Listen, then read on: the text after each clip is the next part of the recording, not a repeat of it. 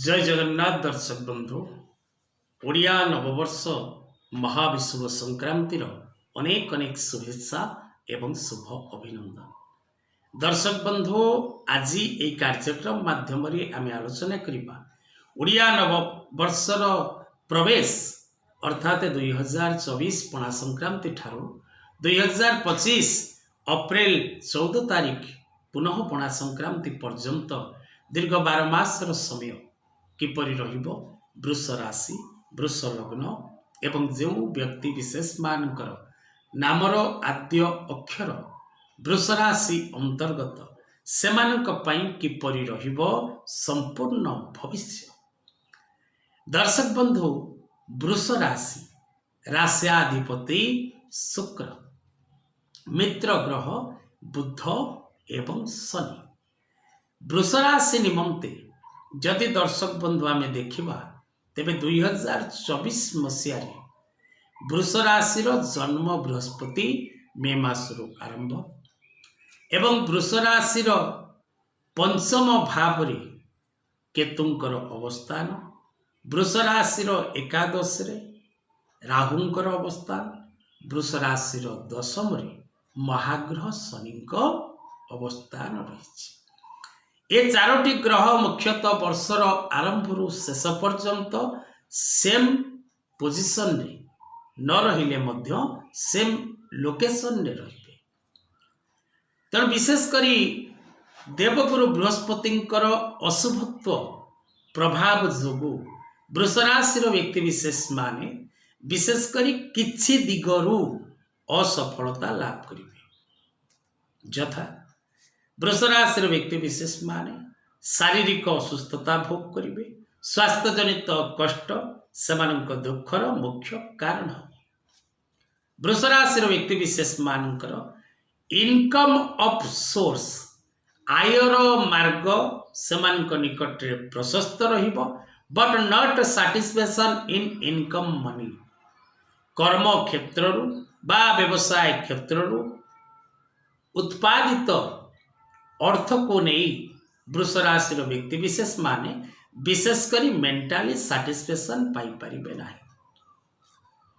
तेणु 2024 नुआ वर्ष ओडिया नुआ वर्ष पणा संक्रांति ठारू विशेषकर जदि आम देखा तेरे वृष राशि व्यक्ति विशेष माने निज स्वास्थ्य प्रति एवं निज अर्थ प्रति दायित्वबोधता मध्य रही दायित्वर सह समय सह ताल दे चलिबार आवश्यकता रही।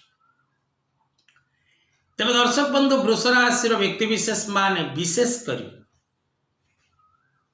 विभिन्न प्रकार नुआ नुआ योजना प्रस्तुत करिवे निजर कार्य क्षेत्र अग्रगति पाई। वार्षिक राशिफल कार्यक्रम आज आपण देखुचंती ओडिया नववर्ष महाविश्व संक्रांति प्रवेश पर संपूर्ण 12 मास किपरि रहिबो वृष राशि से विषय में आलोचना करुचे। तेणु शारीरिक सुस्थता एवं फाइनेंस विषय आम आलोचना करी सारीचे। वर्तमान दर्शक बंधु शिक्षा क्षेत्र में थिबा प्रत्येक छात्र छात्री जो माने नुआ शिक्षा ग्रहण करने को चाहते बा पुरातन शिक्षा क्षेत्र को नहीं आगो को बढ़िबा को चाहते बा शिक्षा निमंते दूर स्थान को यात्रा करने को चाहते। तेणु विशेषकर दर्शक बंधु तुला राशि जदि आपणकर कौन पार्टनर आपणकर बिजनेस पार्टनर हो बा लाइफ पार्टनर हो जदि तुला राशि कौन व्यक्ति सहित आपणकर संपर्क रही तेबे विशेषकर ए वर्ष से संपर्क रे किसी विवाद सृष्टि होबार जोग रहुछि। वृष राशि व्यक्ति विशेष माने विशेषकर ए वर्षटी love relationship friend relationship and joint business रे जदि आपण कोनोसी जोड़ा व्यवसाय करूचंती तबे सेथिरे मध्य सावधान रहिबार आवश्यकता रही। विशेषकर दर्शक बंधु मे मास ठारू शनि और राहु ए दुईटी ग्रहंकर शुभ प्रभाव द्वारा आपण कर्म क्षेत्र में किछि मात्रा रे उन्नतिर दिग को जीवे किंतु आपण करुथिबा कार्य को पुंखानुपुंख भावे विचार करी आगको बढ़िबार आवश्यकता रही। वृष राशि व्यक्ति विशेष माने विशेष करी कोर्ट कचेरी माली मकदमा ठारू दूरे रुहंतु, शत्रु मान ठारू दूरे रुहंतु, काहारी को अत्यधिक मात्रा रे भरोसा और विश्वास करंतु नहीं। अन्य द्वारा जदि कौनसी कार्य आपणकर संपादन होबार अछि, कौनसी लोक पाखरे आपणकर किछि काम बाकी अछि एवं से लोकटी से कार्य पूर्ण करिवार अछि, से क्षेत्र रे आपण सावधान रहिबा नित्यांत आवश्यक अटे।